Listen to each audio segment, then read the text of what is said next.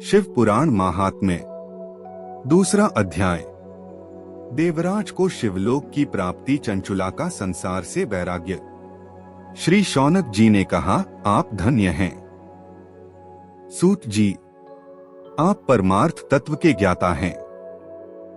आपने हम पर कृपा करके हमें यह अद्भुत और दिव्य कथा सुनाई है। भूतल पर इस कथा के समान कल्याण का और कोई साधन नहीं है।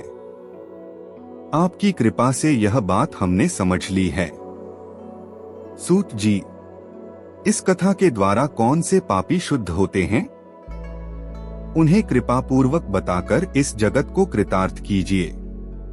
सूत जी बोले, मुने, जो मनुष्य पाप, दुराचार तथा कामक्रोध, मद, लोभ में निरंतर डूबे रहते हैं, वे भी शिव पुराण पढ़ने अथवा सुनने से शुद्ध हो जाते हैं तथा उनके पापों का पूर्णतया नाश हो जाता है। इस विषय में मैं तुम्हें एक कथा सुनाता हूँ। देवराज ब्राह्मण की कथा। बहुत पहले की बात है। किरातों के नगर में देवराज नाम का एक ब्राह्मण रहता था। वह ज्ञान में दुर्बल, गरीब, रस बेचने वाला तथा वैदिक धर्म से विमुख था। वह स्नान संध्या नहीं करता था तथा उसमें वैश्यवृत्ति बढ़ती ही जा रही थी। वह भक्तों को ठगता था। उसने अनेक मनुष्यों को मारकर उन सबका धन हड़प लिया था। उस पापी ने थोड़ा सा भी धन धर्म के काम में नहीं लगाया था। वह वेश्यागामी तथा आचार भ्रष्ट था। एक दिन वह घूमता हुआ दैवयोग से प्रतिष्ठानपुर पहुंचा। वहां उसने एक शिवालय देखा जहां बहुत से साधु महात्मा एकत्र हुए थे। देवराज वहीं ठहर गया। वहां रात में उसे ज्वर आ गया और उसे बड़ी पीड़ा होने लगी। वहीं पर एक ब्राह्मण देवता शिव पुराण की कथा सुना रहे थे। ज्वर में पड़ा देवराज भी ब्राह्मण के मुख से शिव कथा को निरंतर सुनता रहता था। एक मास बाद देवराज ज्वर से पीड़ित अवस्था में चल बसा।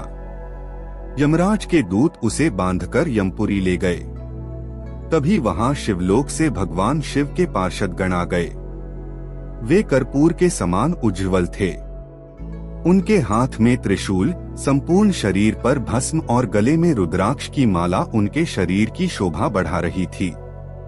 उन्होंने यमराज के दूतों को मारपीट कर देवराज को यमदूतों के चंगुल से छुड़ा लिया और वे उसे अपने अद्भुत विमान में बिठाकर जब कैलाश पर्वत पर ले जाने लगे तो यमपुरी में कोलाहल मच गया, जिसे सुनकर यमराज अपने भवन से बाहर आए।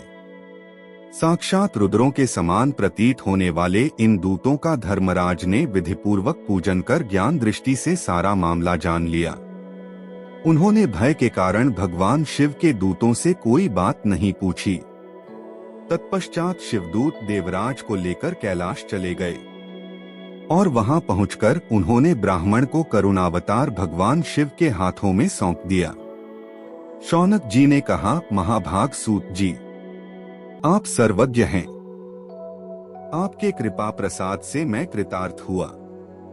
इस इतिहास को सुनकर मेरा मन आनंदित हो गया है। आठ भगवान शिव में प्रेम बढ़ाने वाली दूसरी कथा भी कहिए।